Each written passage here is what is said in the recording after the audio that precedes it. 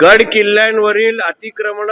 निष्कासित व प्रतिबंधित करण्यासाठीचा जी कमिटी स्थापन केली गेलेली आहे, म्हणजे जेवढे गड किल्ल्यांवर जी अतिक्रमण आहेत, जी महत्वाची धार्मिक स्थळं आहेत, त्याच्यावर जे काय अतिक्रमण तयार झालेली आहेत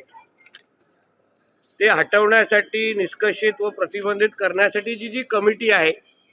ज्याच्यामध्ये जी सांस्कृतिक मंत्रींच्या अध्यक्षतेखाली तयार झालेली आहे, त्याचे सह अध्यक्ष महसूल मंत्री आहेत, सदस्य ग्रामविकास मंत्री आहेत, दुसरे सदस्य पर्यटन मंत्री आहेत, मग सार्वजनिक बांधकाम मंत्री आहेत, वने मंत्री आहेत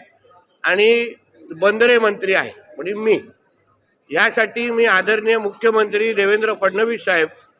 आणि आमचे दोन्ही उपमुख्यमंत्र्यांचा मनापासून आभार मानेन की अतिशय महत्त्वाचं आणि ऐतिहासिक काम करण्याची जबाबदारी ज्या कमिटीला दिलेली आहे, त्या कमिटीमध्ये त्यांनी मलाही सदस्य म्हणून घेतलेलं आहे. यामुळे गड किल्ल्यांवर आणि महत्त्वाच्या जे काही स्थळं आहेत त्याच्यावर जी अतिक्रमणं होतात, जी हिरवी चादरं टाकले जातात, जे थडगे बांधले जातात, जे अनधिकृत आहेत, ते काढण्याची जबाबदारी जे कमिटीमध्ये आहे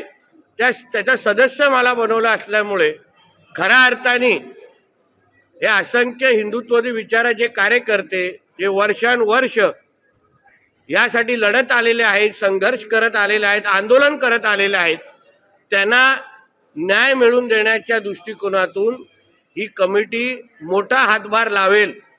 आणि म्हणूनच यासाठी मी आदरणीय देवेंद्र फडणवीसांचं मनापासून मी आभार मानतो.